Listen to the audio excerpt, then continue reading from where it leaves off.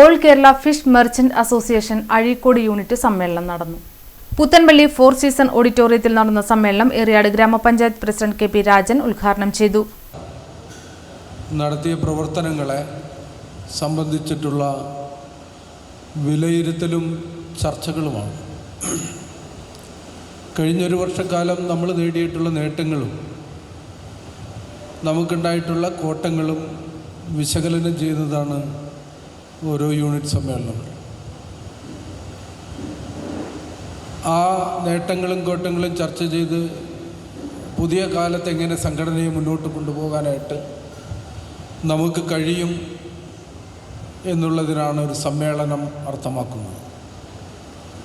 ഈ സമ്മേളനത്തിൽ പുതിയ ഭാരവാഹികളെ തിരഞ്ഞെടുത്ത് അടുത്ത ഇനിയുള്ള കാലത്തേക്ക് സംഘടനയെ എങ്ങനെയാണ് മുന്നോട്ട് കൊണ്ടുപോകേണ്ടത് എന്നുള്ളത് കൂടി ആലോചിക്കുന്നതാണ് ഓരോ സമ്മേളനവും. അപ്പോൾ നമ്മുടെ മേഖല എന്ന് പറയുമ്പോൾ മത്സ്യമേഖല ഒട്ടനവധി പ്രതിസന്ധികളെ നേരിടുന്നൊരു കാലത്താണ് ഈ സമ്മേളനം നടക്കുന്നത്.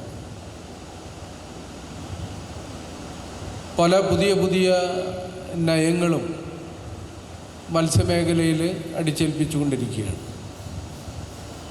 പഴയ കാലത്ത് നിന്ന് വ്യത്യസ്തമായി പുതിയ കാലത്തേക്ക് വരുമ്പോൾ പുതിയ രീതിയിലുള്ള കച്ചവട നയങ്ങളും അതുപോലെ നമ്മുടെ മത്സ്യബന്ധന ഉപകരണങ്ങളുമെല്ലാം മാറി വരുന്നൊരു കാലത്താണ് നമ്മൾ ജീവിക്കുന്നത്.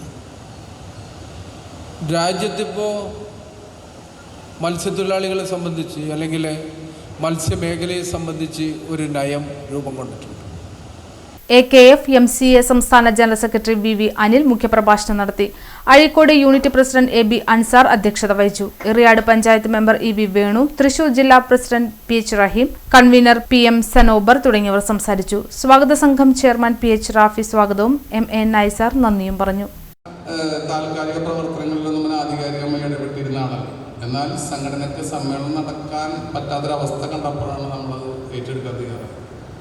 അപ്പോൾ എൻ്റെയും നിങ്ങളുടെയും മുഴുവൻ നമ്മുടെ യൂണിറ്റിൻ്റെ പ്രദേശം എന്ന് പറയുന്നത് അഴീക്കോട് ജെട്ടി പിടിച്ച് അതിൻ്റെ ഇടമുട്ടം വരെയാണ്.